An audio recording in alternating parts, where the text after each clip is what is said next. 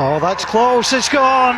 एउटा कुरा क्या, नेपाली क्रिकेट टिमलाई आइसिसीले 19 ओभर या 49 ओभर भन्दा अगाडि खेल जित्यो भने त्यो जितलाई चाहिँ मान्यता दिन्न भने चाहिँ क्या हो।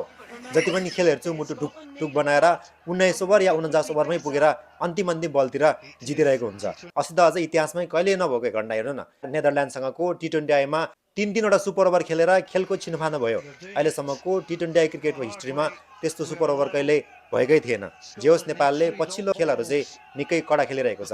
WCL2 को स्कटल्यान्डमा भएको 4वटा म्याच मध्ये 3वटा म्याच जित्यो भने तपाईको हिजो मात्रै भएको टी20 आई सिरिजमा पनि स्कटल्यान्डलाई अन्तिम ओभरमै नेपालले पराजित गर्यो। अझै टी20 आई सिरिजको खेलहरू बाँकी नै छ भने सेप्टेम्बरमा युएई को शारजा क्रिकेट स्टेडियममा वेस्ट इन्डिजको नेसनल टिमसँग खेल्ने तालिका पनि घोषणा भइसकेको छ।